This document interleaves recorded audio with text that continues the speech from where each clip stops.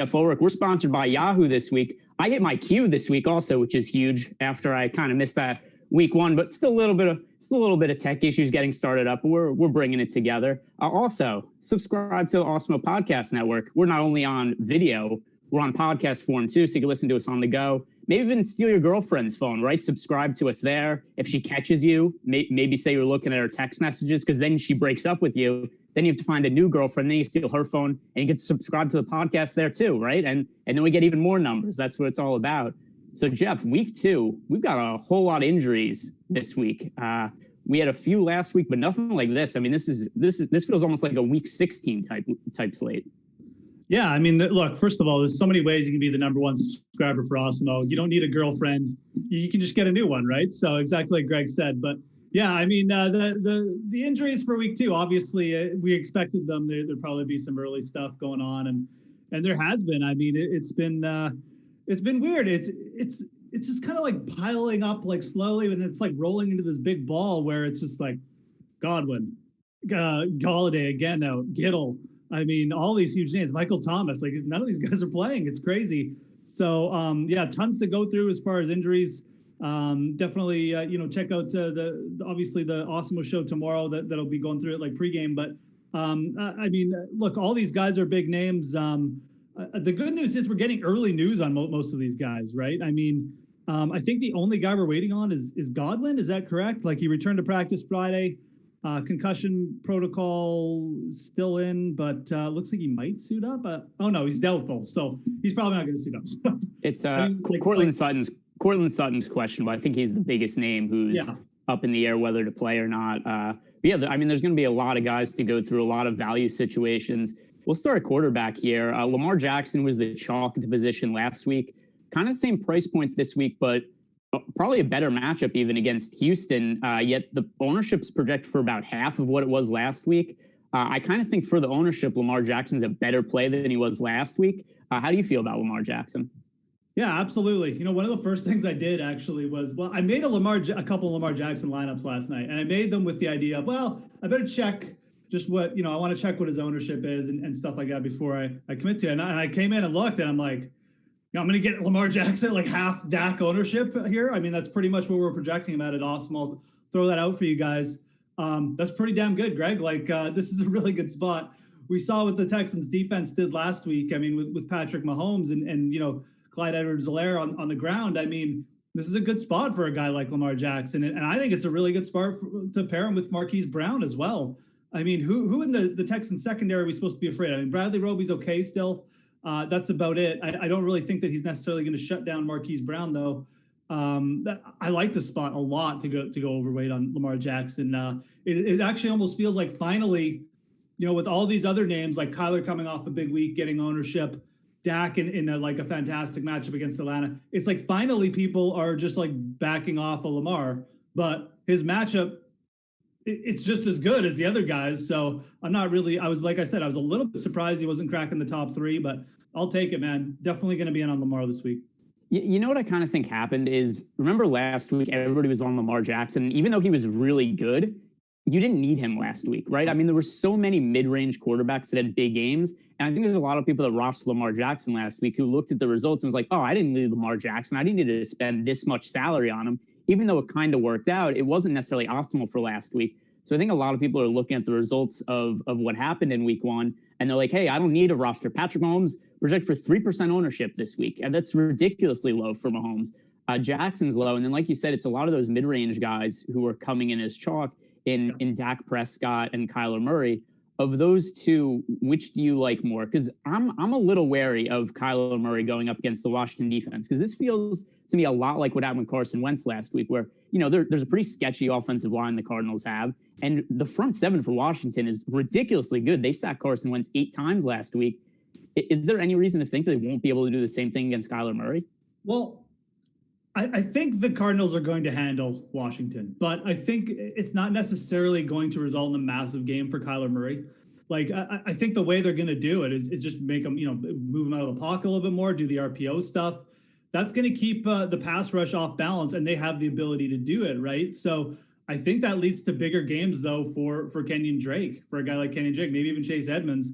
I don't necessarily think it helps Kyler Murray because he's not going to be sitting back there and passing in catch-up situations again.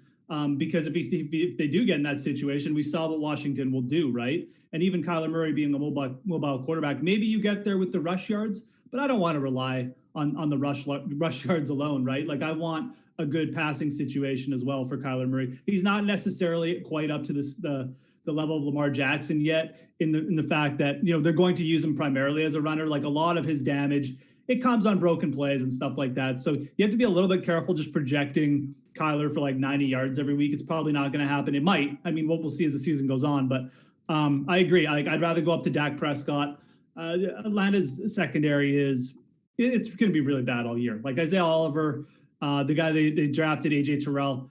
I don't think Terrell's going to be that good. He's projected as a reach. So looks like a real spot for Amari Cooper to get going. And Amari and Dak have insane home splits. So we have a pretty large sample size to rely on.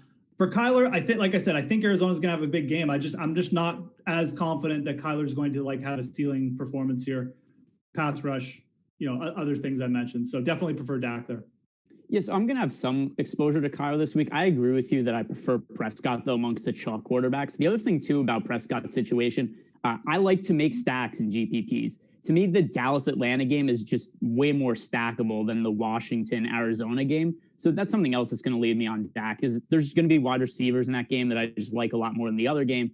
And that's what's going to lead me to that also. The other thing also with Kyler Murray is, like you said, we're going to be a little reliant on rush yards. If we are stacking with somebody, I don't even know who it is that I really want to stack him with. I mean, Hopkins is fine, except there's other pay-up options I like at wide receiver too. And it's hard for me to really find, you mentioned Kenyon Drake, maybe you could do that sort of stack also. But it's just hard for me to find one guy that I really want to stack with Murray, whereas there's a ton of guys I like from the other. Just quickly, I think if you're going to do the Kyler thing, I think Kenyon and Kyler together this week might be a really good way to do it because you get exposure to all the touchdowns. Kyler rushes for 2 touchdowns and Drake does the same. That'll be a unique stack. So that's the way I'd look at that game too. So here's something that stunned me looking at the ownership that I can't wrap my head around. Tom Brady looked terrible last week. He's projected to be the 3rd highest owned QB on the slate, and I can't put logic to it. I don't think that the Panthers are going to be a good defense by any means this year, but I can't justify looking at how Tom Brady played last week, where frankly he looked old. And I understand that he's looked old before. I've written him off, 5 times over the last 10 years, and I was wrong every single time. And I could very well be wrong this time. And I don't necessarily think that he has nothing left to offer. However, I don't think he's an elite fantasy option anymore. And I don't know how people are looking at Tom Brady and just giving him double-digit ownership. Do you see anything differently than I do?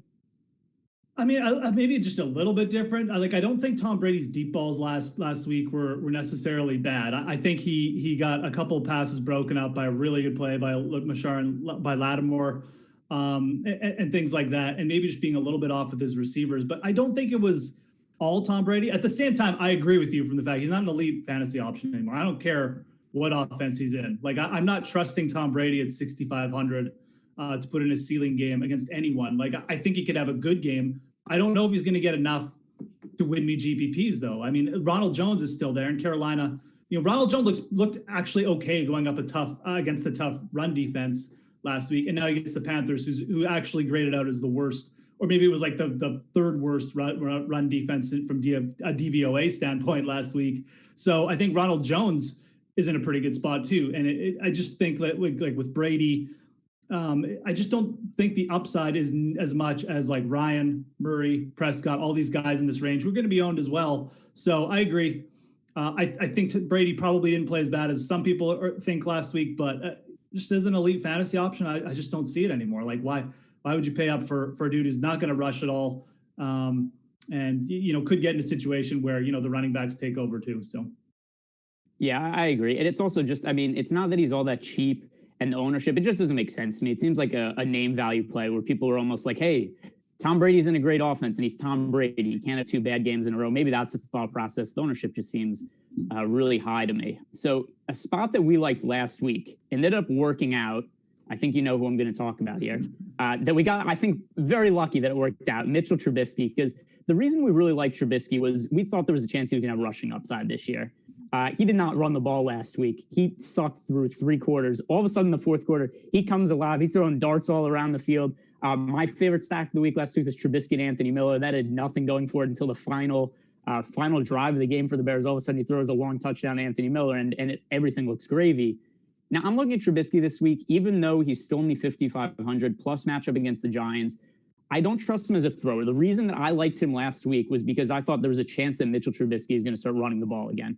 We did not get that, and it's hard for me to think he's going to run the ball going forward now. He did rush for 26 yards, Greg. I mean, he did run it 3 times. I mean, he wasn't out there like I know what you mean. It wasn't Kyler Murray where he was using his run skills kind of like as a weapon. It was more a couple escape opportunities. And you're right. I mean, it's not something that I'd want to say, you rely on Mitch Trubisky to get 26 yards each week, because I don't know how this is going to work out. He could just easily sit back in the pocket again.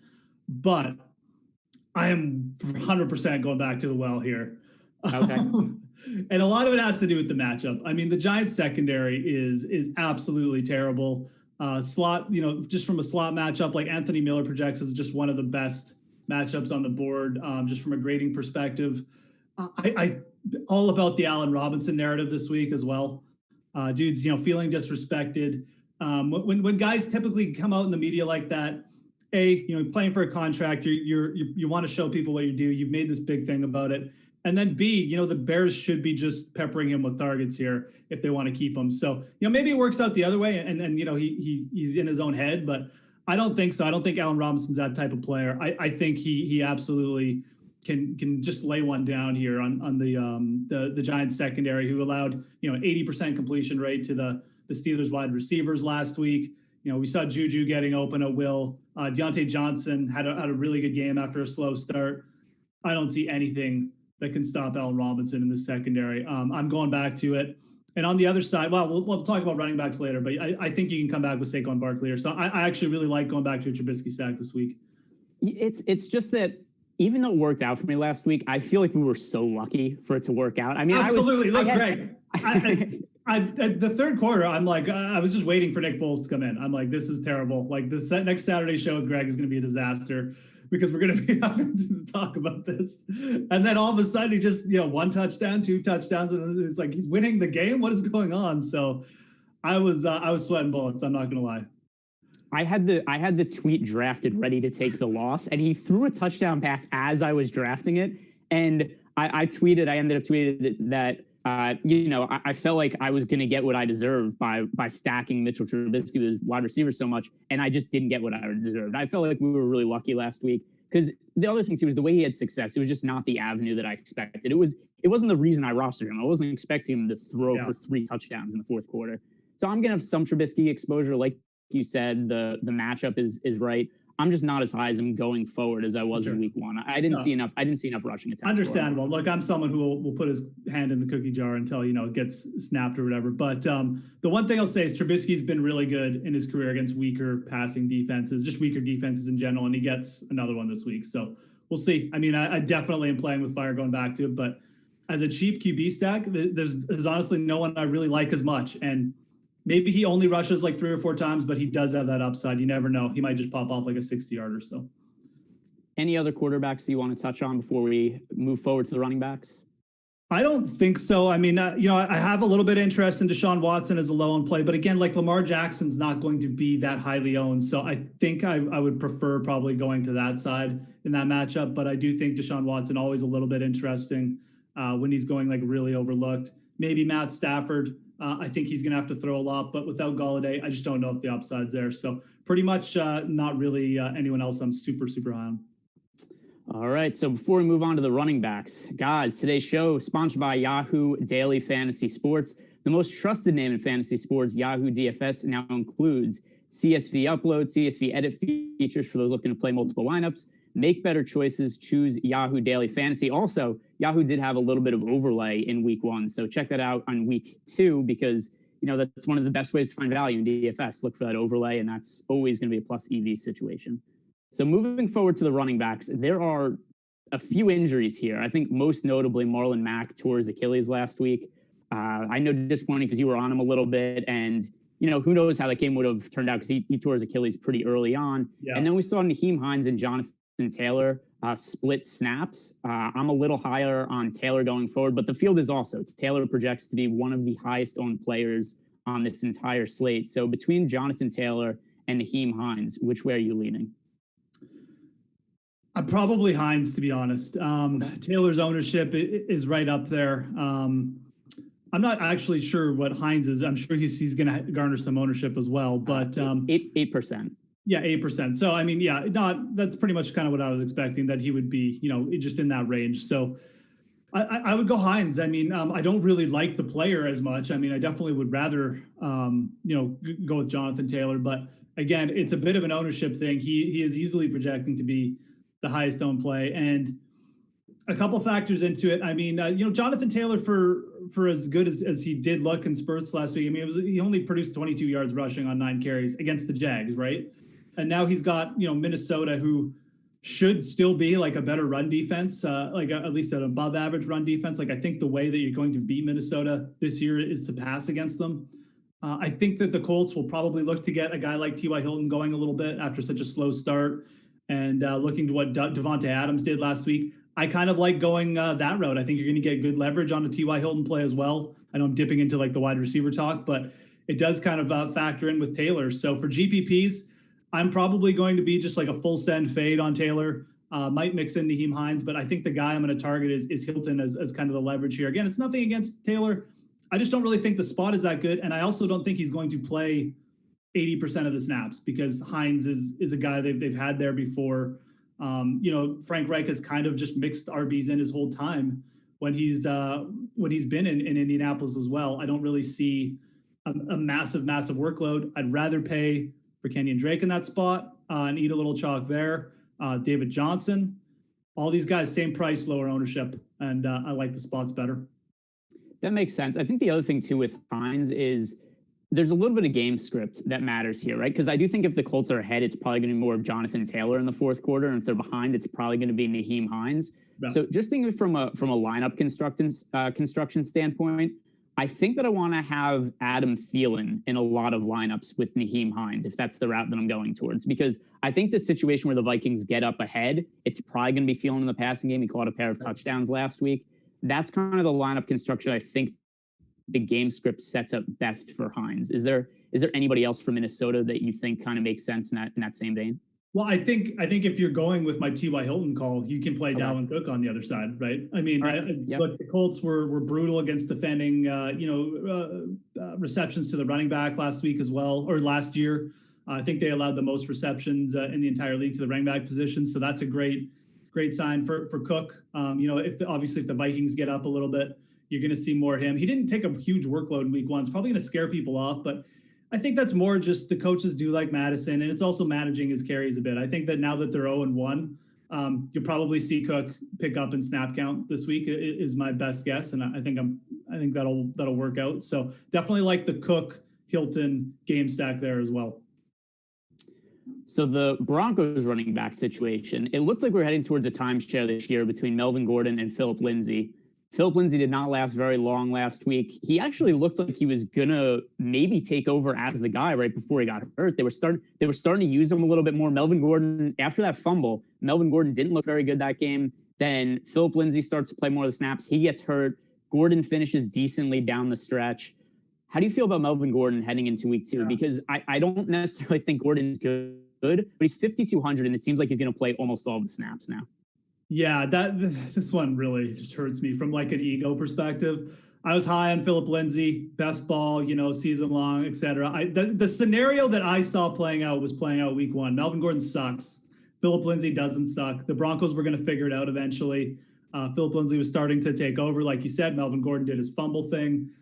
He has had like a few issues like that. He just runs right into traffic, gets popped. He's not like the biggest dude. And it happened, like it was happening, and then Lindsay went down. Gordon came back. He played kind of the hero. He just got another chance, basically got his game together a bit. Honestly, I know the workload is probably going to be there, but Royce Freeman is still going to get worked in a bit. It's just the matchup, Greg. Like I want nothing to do with the running back against Pittsburgh this year. Shutting Saquon Barkley down for 6 yards, 15 carries, like pretty insane. Like if Saquon can't get going, and I know that the O-lines are definitely A little bit of a difference here. Denver's definitely grades out as better than the Giants, so that's not saying much. I still just there's a couple other guys, and I mentioned them already. They're just a little bit more expensive, and I'd rather pay up. If you're looking for a cheap running back, I don't think it's necessarily terrible because you're getting a guy who's going to get more concentrated snaps. Might be looking at even an 80% snap count if he starts well, and if Denver somehow does get ahead here, great spot. But I don't see that happening a ton, especially at home. So I think it's pretty risky, and I'm not a Melvin Gordon truther, so I'm just going to be out on this. Yeah, I'm just in on him in tournaments because of the workload, and I think he's going to be involved in the pass game. He's going to be involved in the run game, so I'll have some exposure there. On the Barkley point you mentioned, just because I thought this was really funny from last week, was all these sports books are doing these free giveaway type bets where they just like, hey, Chiefs plus 51 points. Whatever, Chiefs plus 101 points on DraftKings. So FanDuel does that for the Monday Night Football game. They go Saquon Barkley over under 9.5 rushing yards. And Barkley ends up with 6 rushing yards in the game. The bet loses and everybody gets outraged on Twitter, which I thought was hilarious. But the point being anyway, that I agree with you. The Steelers have an excellent run defense. And even with the workload of Melvin Gordon, there's a chance that he does. But I'm going to have some exposure to him in GPP. And it's not like his ownership is all that crazy either. One more big injury news is we have Le'Veon Bell finds himself on injured reserve. The Jets very thin at running back. Is this going to be a Frank Gore week? Is old man Frank Gore going to get like 20 touches this week? Oh, man. I mean, I don't know who else is going to get touches for them, right? I mean, this is why they brought him in, right? To kind of be like the reserve guy, the safety net for Le'Veon Bell. I mean, going up against San Francisco, it's a tough ask, but he's probably going to get 20 touches, isn't he? I mean, get a couple receptions. I mean, but they have Josh Adams back there, and I'm not even sure if there's another back that I'm missing that's gonna get worked in. I mean, they brought in Kalen Ballage. Yeah, Kalen Ballage, right? I mean, I guess he'll probably get like a couple of carries and then fumble. So it's gonna be the Frank Gore show, man. Like it sounds strange, but I think I'd actually rather play Gore than Melvin Gordon. Although it's pretty close between those two. It's not like a huge price difference on DraftKings, anyways. So. I don't know. I do think the Jets are actually going to be a little bit live for the upset. And the 49ers are hurting, right? I mean, they got the wide receiver issues. Sherman's out. I think if I'm targeting Jets, probably would rather go with Brashad Perriman at 3,800 as like a cheap play, because I think if they're going to win this game, they're going to need just that one big play. Maybe Gore will grind them down, but I'm not sure how great a shot he's going to have at getting a touchdown. The San Francisco D line still pretty good. They look fine. That's probably still the strength of their team. So I feel like if the Jets are going to score, probably through the air, I'd rather play the cheap Perriman play than the cheap Gore play. He's in play, very much similar to Melvin Gordon. I think Melvin Gordon probably has a better shot at a bigger workload. Maybe Frank Gore, slightly better chance of finding the end zone.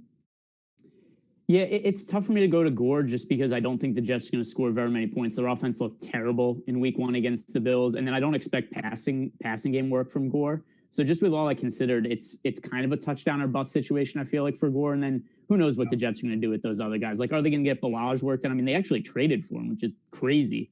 The idea that they saw what Ballage did last year, and they're like, we want to make an investment in this guy. It's like, okay, whatever. It is true. It is true. Like they have Josh Adams activated too, and Adam Gase will just work in random dudes. So there's a bigger factor of a bigger threat of the workload getting cut.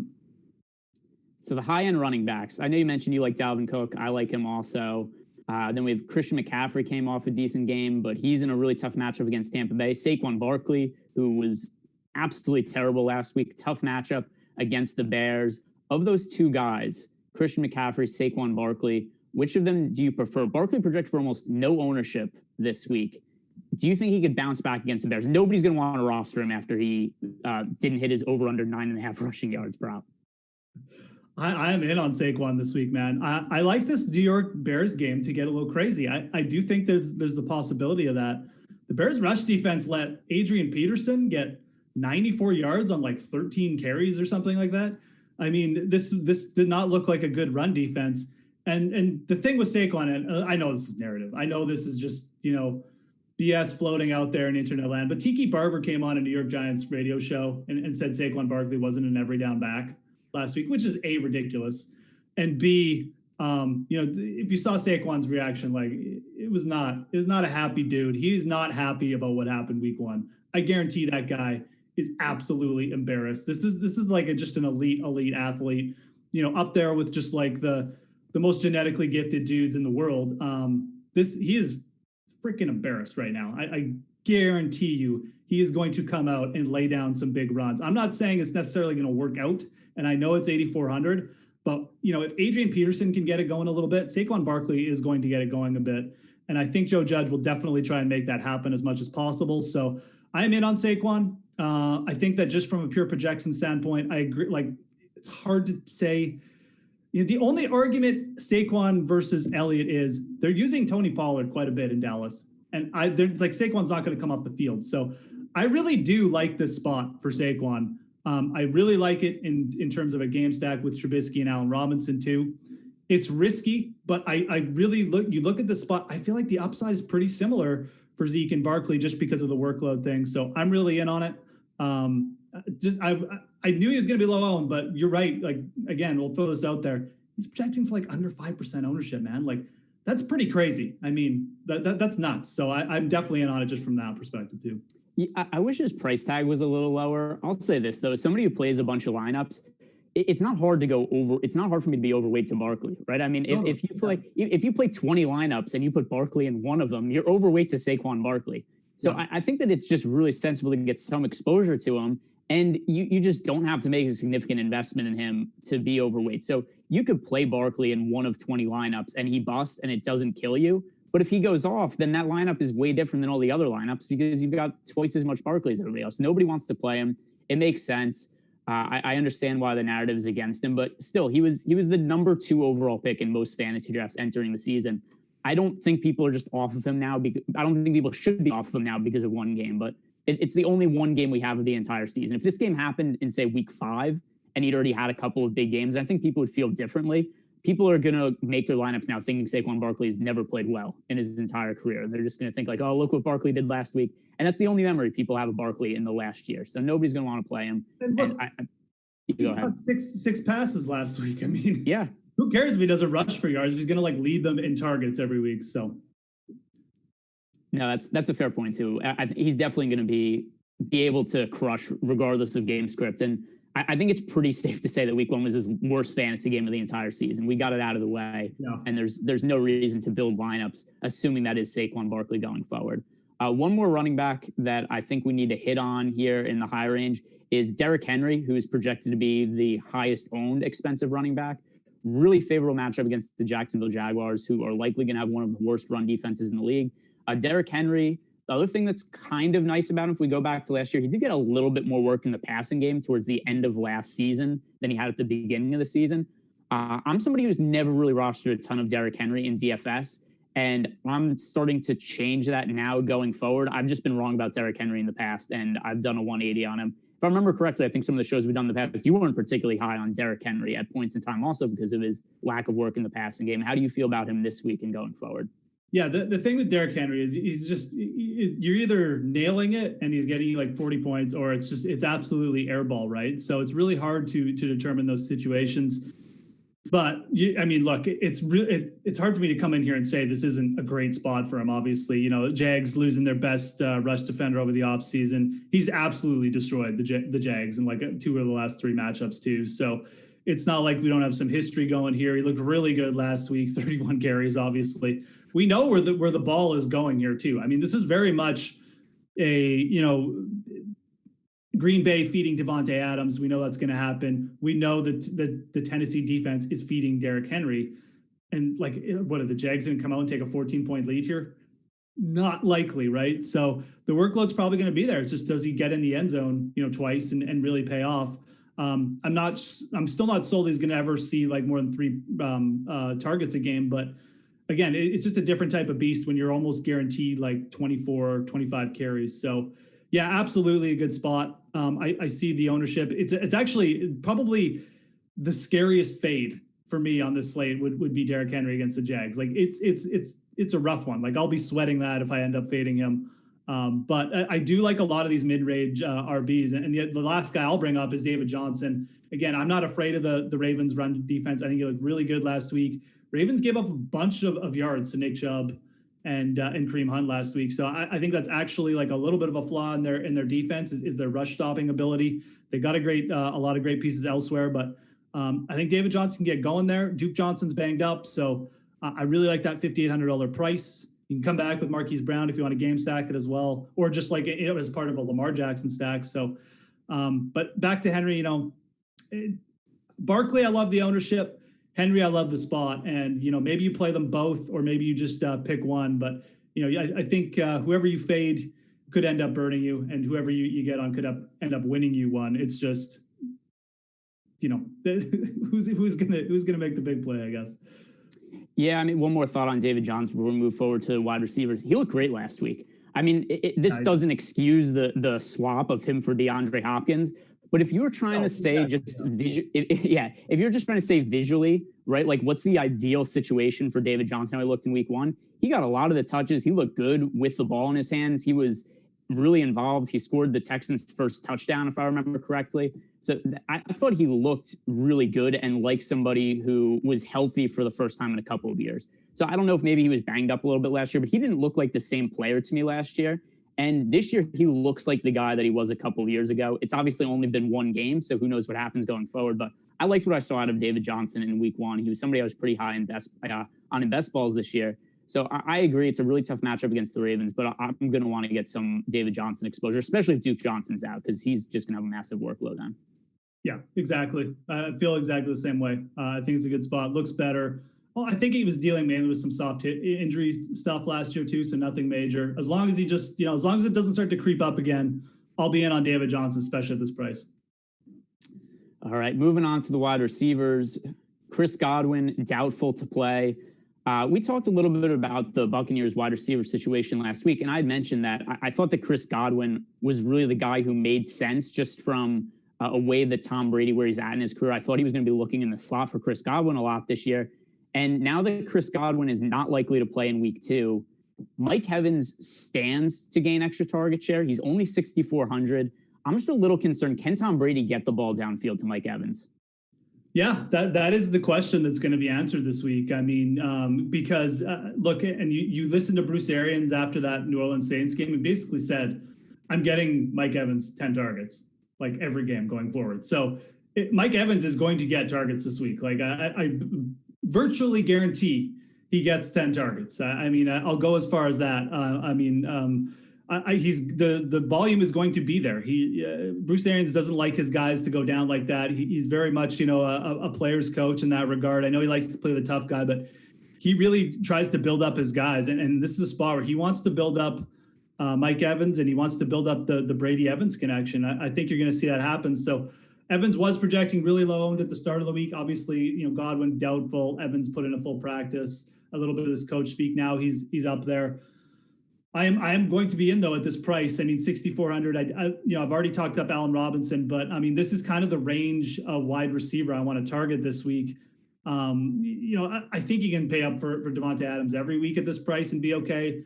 But there is a lot of guys in the 6K range. I mean, Cooper obviously there, but I'm trusting Mike Evans and Bruce Arians this week. Going to definitely trust him more if Godwin's out, and that'll probably bump his ownership up, but that's fine. I don't think he'll project as crazy with Cooper and other guys in that spot. So I'm in on it. So looking at some of the other wide receivers, and this is a question we got in the chat, and it also ties into something we talked about before, is do you run back Dallas stacks with either Julio Jones or Calvin Ridley? I think this is one of the best games of the slate to stack. I loved stacking that Seattle-Atlanta game last week, and that worked out pretty well. That was one of the high-scoring games. Yeah. I think there's going to be a ton of Falcons games that are really high-scoring this year as well. So now looking at Julio Jones, he was big in week 1. Calvin Ridley was also big in week 1. What's funny is somebody, like I said in the chat, asked, do you run back with Julio Jones or Calvin Ridley? I think you could go both, and you could go with just a really stacked game stack and just load up on everybody in this game. Yeah. I do slightly prefer Julio Jones. Do you have a preference? From the wide receiver perspective, I would probably say, Julio. I mean, if you look at how Ridley got his points to, I mean, like one of them was definitely pure garbage time, and a couple of his receptions were pure garbage time. I mean, really, when the game was still on, it was Julio who Matt Ryan was going to. I don't think you're seeing like a shift or anything. Russell Gage got 9 receptions as well, I think, last week. Like, that was pure garbage time. So I don't think you want to be relying on, Matt Ryan just chucking to like his secondary receivers in garbage time. I think the way you get creative here is you take one of the receivers and you stack them with Todd Gurley. Because Gurley is like under 10% owned. I know he only got 12 carries last week, but again, garbage time took him out. The Falcons are definitely managing his workload, which sucks, but they're 0-1 now. The reason they took him out early last game is because the game was over. If you think this one stays competitive, and you really have to think about stacking that this one's going to stay competitive, more competitive anyways. Gurley could easily push for 25 touches here. I don't think they're afraid to give it to him. I just think that in obvious situations they're going to take him out, which is what happened last week. He looked fine in spots. Dallas's run defense actually didn't really look good. I mean, letting Malcolm Brown score twice, pile up a bunch of yards, that's not good. I mean, Todd Gurley's better than Malcolm Brown. I feel safe saying that. So I like going with Gurley. I definitely want to get exposure to one of the wide receivers as well. But like Greg said, you can game stack this one like almost fully. So take a couple, you get contrarian with the Gurley, then you can take the chalk. It gives you a more unique build.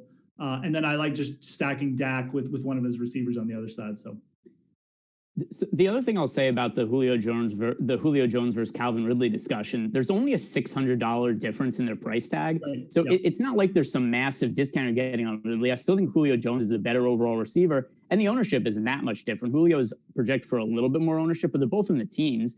So all things considered, you're kind of just picking between who you think the better player is, because the ownership is about even, the price is about even. So all that considered, I'm going towards Julio Jones. I think he's the better player. I think he's in line for another monster season. Going into more value, somebody mentioned before, the Jets are so banged up on offense. And not only is Le'Veon Bell out, who has a pretty big role in the passing game, we have Jamison Crowder out, and he played a huge role. He got a ton of targets last week. So now there's just all these targets available. I understand that it's a tough matchup on paper against San Francisco 49ers defense, but Richard Sherman's out. So that's going to keep the secondary at least a little weaker than usual. And the Jets are probably going to be playing from behind in this game. They're going to have to be throwing the ball to somebody. The first build I did, I came out with a ton of Brashad Perriman. I know you mentioned you liked him before. Is there any other Jets receiver that you're willing to go to? Because that's something I'm really struggling with. I don't know how to not roster Perriman a ton this week. Yeah, I mean, unless you want to go Chris Hogan, right? And there's 1 reception on 4 targets last week for 0 yards. But Chris Hogan is probably going to get targets as well. He's probably going to get like 6 or 7 targets minimum, because there's no one else out there. And it's really hard for me to sit here. I mean, Braxton Berrios might get some slot receiver work. I mean, you could go there, I guess. Who knows what that dude is going to do? If he's even going to see more than a couple targets. So it's kind of Hogan, Perriman, or maybe you go to Chris Herndon, who will garner some ownership. But I'd be in on Perriman. He's not getting overly chalky. You mentioned Sherman being out. I mean, I think the route the Jets take in this game to make it close is they get a big player too from a guy like Perriman. So I think that's on the table. I mean, the 49ers defense let Arizona come back and win that game. So anything is possible here. I mean, you got a West Coast team going east, Jets in kind of a do or die spot. I mean, I know San Francisco is as well, but I don't mind it. I really don't. I think you're looking at the cheap receivers. At least we know with Perriman, he's the dude. He's probably going to get the biggest volume. He's the number 1 receiver. I know the Tampa Bay guys we kind of skipped over, like Justin Watson, probably going to play a lot if Godwin's out. Scotty Miller, who I really like, got some targets, but we don't necessarily know where the ball is 100% going to go there. I mean, Evans could just pile up 12 targets, and those 2 guys could get 4 targets. Perriman's, I don't want to say guaranteed for a certain number of targets, but he's going to be the guy, right? Like if someone gets peppered with targets on the Jets, it's going to be Perriman. There's no doubt about it. So I do feel a little more comfortable with him from that perspective. All right, good to get some confirmation bias there. And I mean, here's the other thing with Perriman too, is he played really well down the stretch last season for Tampa Bay. And maybe I would be a little more gun shy with him if we didn't already see him play really well in kind of a top wide receiver situation. But end of last year, I mean, Chris Godwin was banged up, Mike Evans was banged up, and Perriman looked terrific. He has a really strong athletic profile. He was somebody who was really well regarded coming out of college and just never really panned out for a whole number of reasons. But it looks like he's still fairly young also. He looked great at the end of last year, and I was kind of surprised that he went for so cheap in free agency. And I kind of think this is the spot for him to step up. I wish the matchup was a little bit better, but the price tag is so favorable that I can't get away from him. So I'm going to have a lot of Rashad Perriman. One other guy who's in that same price range that we have to talk about, Corey Davis had a great week 1 game, ends up now only 4,000. AJ Brown now not expected to play in week 2. Corey Davis, who I think everybody in the fantasy community has been waiting for a breakout, maybe until last week. I think everybody finally gave up on him, and then he showed up. I'm really struggling with Corey Davis. Do I want to roster chalk Corey Davis? I'm going to have some exposure to him. I don't know how much Corey Davis I want because everybody's been burned by Corey Davis in the past. I don't know if I'm willing to look at one good game from him and just be like, oh, he's the guy for Tennessee now. AJ Brown is out, so there's going to be extra targets going his way. I kind of feel like they're just going to run the ball with Derrick Henry a million times, though, with AJ Brown out. How confident are you in Corey Davis? I mean, here's my take on Tennessee receivers. I don't want to ever trust a Tennessee wide receiver. I don't care if it's AJ Brown or anyone. I mean, maybe AJ Brown on like a shorter slate or something. Sure, he's got a lot of upside, but I don't know why anyone would ever get excited about these guys. I mean, they don't throw the ball a ton. Their offense runs through Derrick Henry. You're just praying an event happens. And last week, the event happened where Corey Davis kind of had just a good game finally. The targets went up because AJ Brown was hurt. Their kicker missed every field goal, so they kept the game close. Now they're going up against Jacksonville, man. Like this could easily just be, Derrick Henry takes off from the start and Corey Davis gets 5 targets. So, I don't want to trust this at all. I mean, he's another former wide receiver, in the first round, taken in the first round.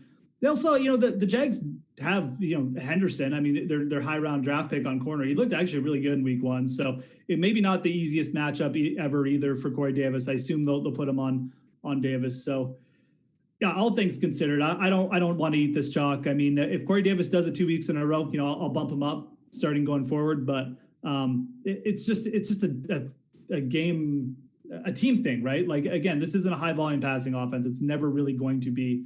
And not going to take a 1 week sample size and all of a sudden bump Corey Davis up a ton.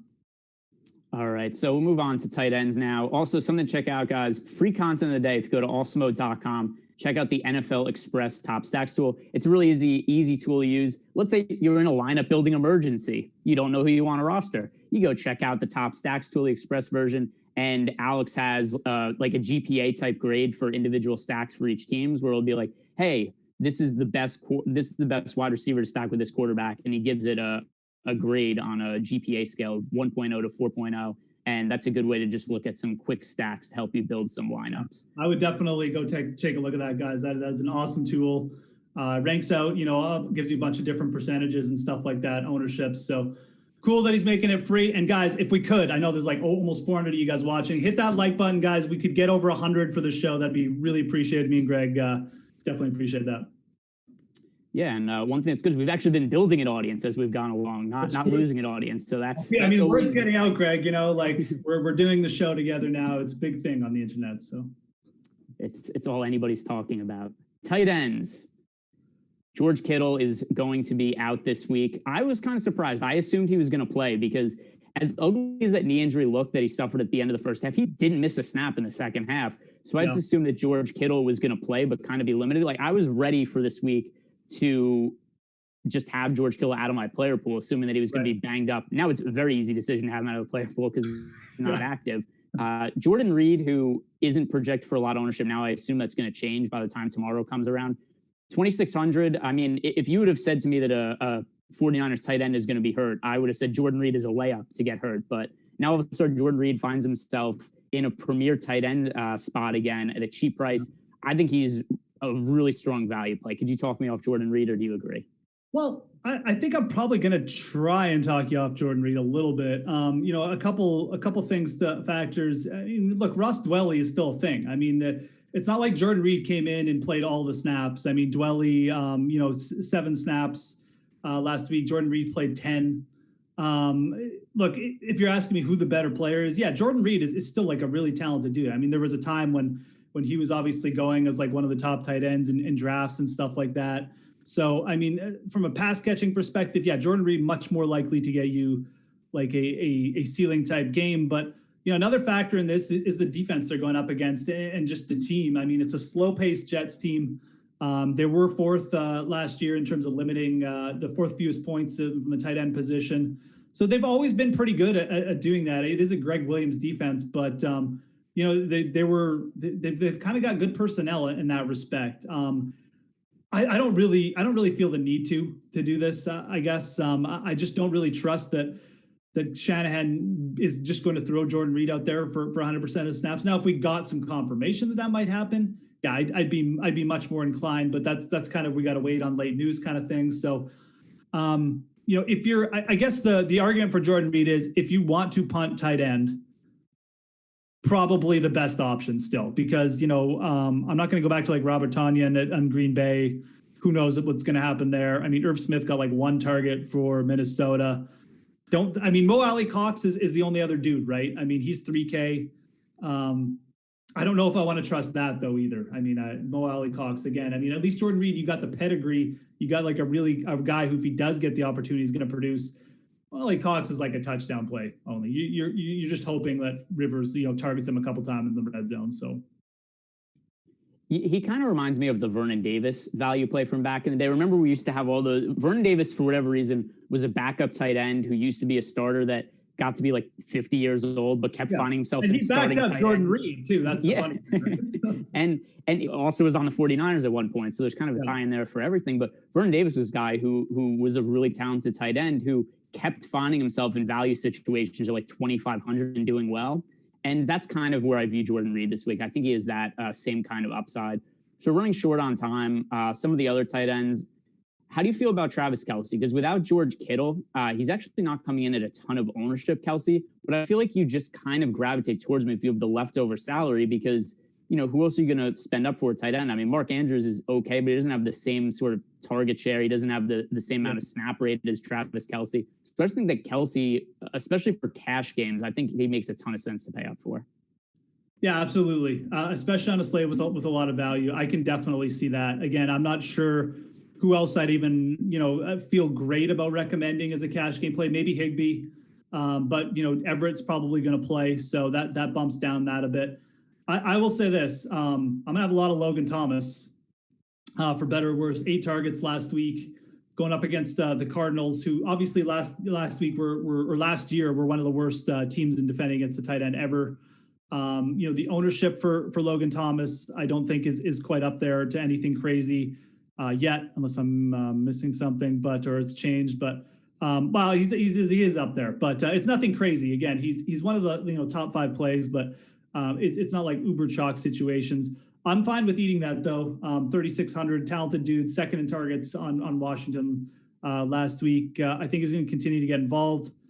Herndon is the other guy we mentioned, just with like so few targets to throw to on the Jets. So I kind of like that range for cash as well. But again, if you have value and you're building your lineups, I think paying up for Travis Kelce is probably a really good difference maker. It's just so much more secure than relying on these crappy teams to keep doing what they're doing with their tight ends. As much as I like Thomas in the spot, I don't actually know what's going to happen with him this week. Like, he could easily just bump down to 3 targets again, or he could just keep getting the same and be a even more solid producer. So there's way more unknown with those dudes. Yeah, I think the other thing with Kelce, and it's just what you mentioned too, when George Kittle isn't an option, Kelce just stands on an island by himself in terms of pricing. And if he's not going to be popular, you just by default have a way different lineup construction if you roster Kelce. If people aren't going to be on him, you're just in a totally different price range, and you have totally different amounts of salary to use on other positions.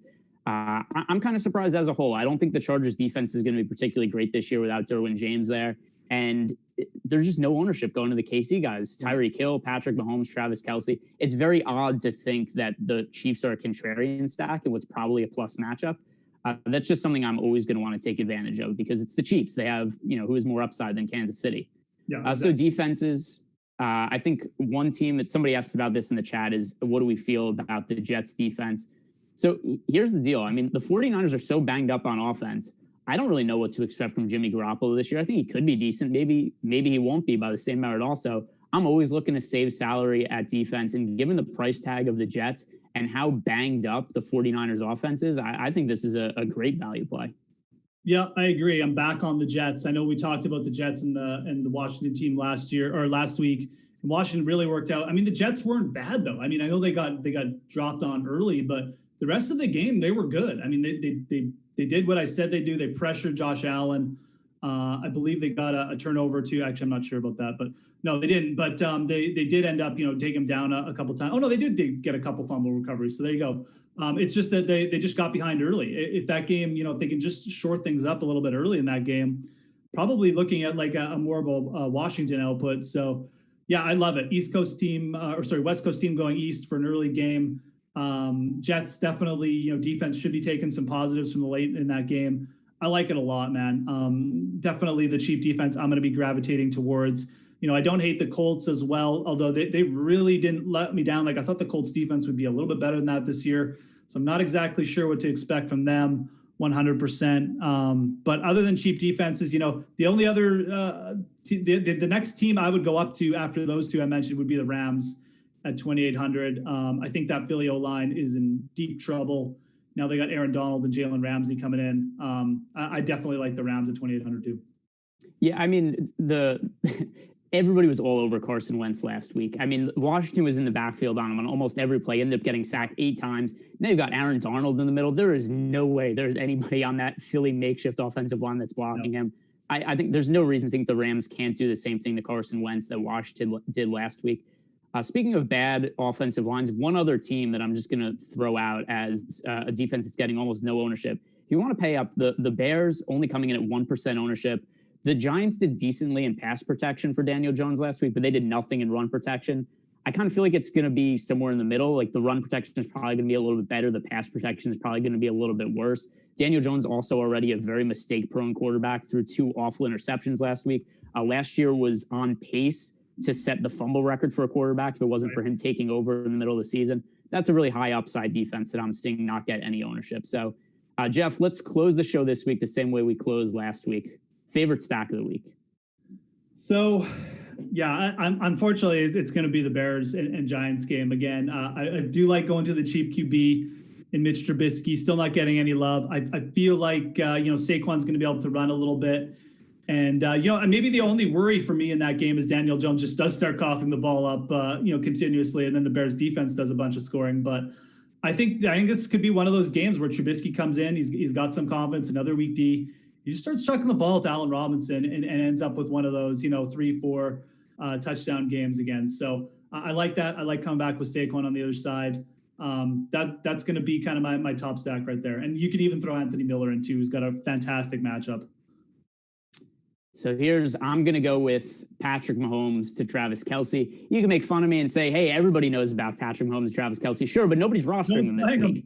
Nobody's playing them. Absolutely. So if this holds true to tomorrow, where we really have 3% owned Patrick Mahomes and 8% owned Travis Kelce, I love that combination. I don't know. I think that just on paper, if you said to me coming into the year, what is the highest upside QB to tight end combination? Everybody's saying Kelce to Mahomes. Yet here we are, week 2. Nobody's rostering either of them.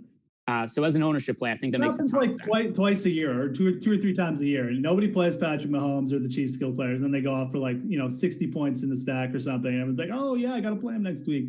And then they're all 20% on. So that's going to wrap up the show, guys. Thanks for listening. Before you leave, drop us a like, click that thumbs up button. Everybody, good luck in week 2.